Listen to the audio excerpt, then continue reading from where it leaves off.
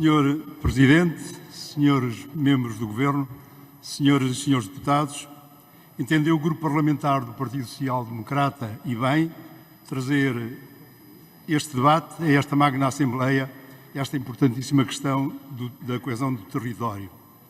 A situação atual do país, pese embora passados que são 47 anos de vida democrática e 35 anos de integração europeia, justifica plenamente esta decisão.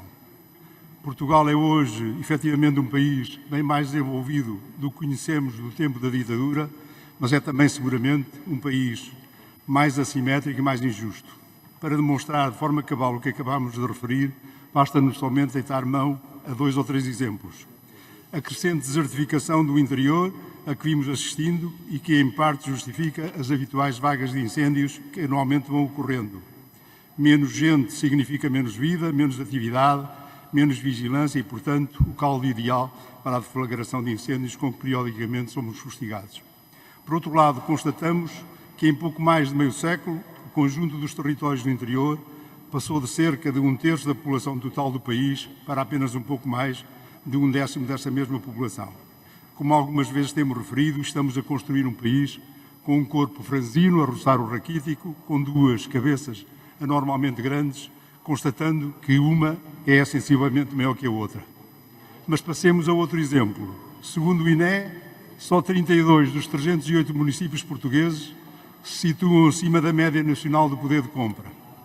Naturalmente, todos eles situados no litoral, ao mesmo tempo verificando-se que a grande maioria das capitais de distrito está abaixo da média nacional. E o que temos feito perante tudo isto?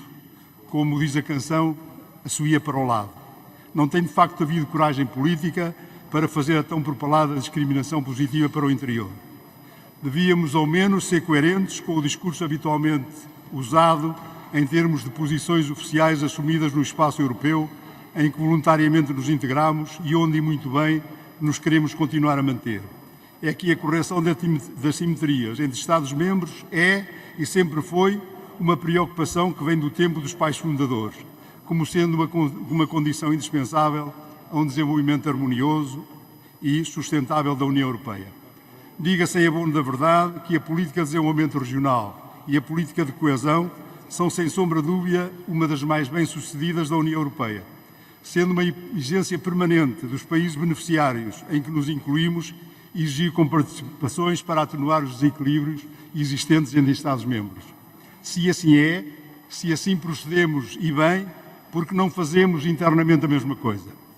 Como se permite, então, que o território nacional, em que a maioria das suas regiões está abaixo da média europeia, e mesmo em que 2 delas são das mais pobres do espaço europeu, como se compreende, então, que, ao mesmo tempo, possamos ter uma das capitais mais ricas da Europa, em que o poder de compra per capita é mais do dobro do poder de compra do resto do país? Pensamos que os nossos parceiros europeus compreenderiam, por certo, que tivéssemos aproveitado a nossa presidência na Cimeira do Porto, que pudesse ter uma parte pequena que fosse para dedicar à problemática da coesão territorial e do desenvolvimento regional. Se isso tivesse acontecido, talvez pudesse concluir ser um enorme erro e uma tremenda injustiça arredar os autarcas do PRR. Plano, como é sabido, dispõe de maior e mais significativa fonte de financiamento provinda da União Europeia. Surpreendeu-nos, pois, que os responsáveis deem suspeita à NMP, que venham dizer que não foram ouvidos acerca de tão importante plano. E disseram mais, e passo a citar, para os municípios o PRR é um zero redondo e que não há nada naquele plano que promova a coesão territorial e que o mesmo é mesmo um contributo para o centralismo. Uma verdadeira falácia. Fim de citação. E num outro documento elaborado sobre os contributos da Associação Nacional de Municípios, no âmbito do PRR, conclui, e volto a citar, a proposta de PRR não combate de forma eficaz alguns dos problemas estruturais provocados pela crise pandémica, passa ao lado de uma oportunidade única para a coesão territorial e resulta, surpreendentemente, centralizado na gestão e respectivas prioridades de intervenção. Fim de citação. Estamos a falar da mais importante organização do poder local. Poder local, seguramente, uma das maiores conquistas da nossa democracia. Estamos também a falar daquele patamar do Estado, e eu lembro que o poder local também é Estado, e com tanta ou mais legitimidade que o Estado Central. Estamos ainda a falar do poder mais próximo das populações, aquele que mais contribuiu para a infraestruturação dos territórios e aquele que melhor aplicou recursos disponíveis e que, ao mesmo tempo, foi democratizando o investimento. Será então legítimo perguntar quantas partes do território do país e, sobretudo, quantas parcelas do território do Portugal Profundo não teriam sido completamente arredados daquele investimento se não fosse a ação denudada dos autarcas dos municípios e das freguesias desses mesmos territórios. Ninguém compreende, por isso, a marginalização a que foram votados e que os principais dirigentes da Associação Nacional de Municípios vieram publicamente dar à estampa. Os autarcas têm, mesmo assim, sendo quem tenta travar a dinâmica da concentração nas grandes áreas metropolitanas, bem assim como o esvaziamento do interior. Mas é certamente ao Estado Central que cabe a maior responsabilidade neste processo, designadamente através da deslocalização dos serviços públicos e da criação de um quadro de incentivos à instalação de pessoas e empresas em zonas do interior. Senhor Presidente, senhores membros do Governo, senhoras e senhores deputados, já tivemos oportunidade de referir em vários momentos que a criação do Ministério da Coesão foi uma decisão positiva. A senhora Ministra tem um veículo adequado e tem, na nossa opinião, a capacidade suficiente para uma boa condução do mesmo.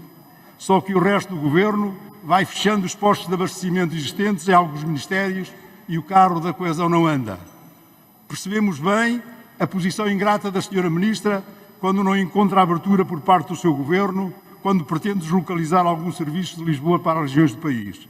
São incompreensíveis estas posições que a têm levado com alguma coragem a refletir publicamente essas dificuldades. Pensamos nós que era aqui que se exigia um apoio forte do Sr. Primeiro-Ministro para contrariar estas incompreensíveis posições centralistas. Afinal, o Sr. Primeiro-Ministro já não é o Presidente da Câmara de Lisboa, mas sim o responsável do país todo. Também os senhores Ministros não serão vereadores da autarquia da capital, mas sim do país inteiro. Senhor Presidente, senhoras e senhores membros do Governo, o país tem mesmo que passar a ser encarado como um todo. A coesão territorial tem mesmo de ser uma realidade levada a sério. Não podemos continuar passivamente a aceitar que há capital e o resto é paisagem. Mas é esta posição que agentes do interior vão interiorizando e assimilando.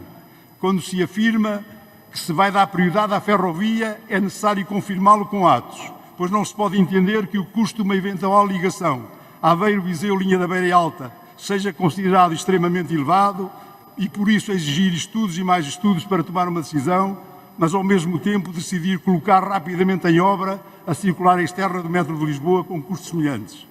O mesmo se diga também das dificuldades encontradas para obter, por exemplo, uma decisão favorável em autoestrada entre as duas cidades mais populosas do interior. Refiro-me a Viseu e Coimbra. Trata-se de uma via onde circulam diariamente dezenas de milhares de viaturas em condições perfeitamente idênticas àquelas que encontramos nos países subdesenvolvidos. E tratam-se de viaturas, de mercadorias, de transportes passageiros, mas, sobretudo, viaturas especiais ligadas à proteção civil, designadamente de ambulância de transporte de doentes, que demandam muitas vezes, por falta de resposta ou por ausência de estruturas de saúde dos locais onde residem, os hospitais da Universidade de Coimbra. Há aqui um contraste absoluto quando vemos o emaranhado de troços existentes nas duas áreas metropolitanas ou mesmo no litoral, em que duas conhecidas autoestradas quase se tocam. Senhor Presidente, senhores membros do Governo, senhoras e senhores deputados, a situação que venho descrevendo não será novidade para ninguém, mas o que é facto é que a tendência verificada nas últimas décadas é perfeitamente assustadora, mas é ainda mais assustadora quando constatamos que, para além da crescente diminuição da população do interior, ela se concentra mais na faixa da mesma população com menos de 25 anos. Na faixa litoral do continente está localizada 83% da riqueza produzida, 89% dos alunos do ensino superior e 89% das dormidas turísticas. Pelo que, se nada for feito, o interior continuará a transformar-se de forma progressiva numa zona cada vez mais abandonada e mais debilitada. Como é referido num trabalho publicado em maio de 2018 por destacadas personalidades da sociedade portuguesa e que Vossa Excelência, Sra. Ministra, bem conhece, ao que julgo por ter colaborado nesse mesmo trabalho, e vou citar: não há país que se possa desenvolver na base das gritantes dificuldades e das desigualdades que assumem proporções desta natureza, são elas próprias um sério obstáculo ao desenvolvimento, à consagração do princípio constitucional da igualdade de oportunidades e à justiça social. Acabei de citar. Senhor Presidente, senhores membros do Governo, vou concluir, não sem antes referir e constatar que para o Governo bastou a problemática do interior e da coesão territorial, passar de uma Secretaria de Estado a Ministério para mostrar preocupação pelo interior e depois, assunto encerrado, possivelmente porque entenderá ter outros assuntos mais importantes com que se preocupar. Para nós, o interior está no topo das prioridades e, por isso, deixo aqui um apelo para que a coerência e a elevação desta matéria à prioridade nacional seja uma realidade. Disse.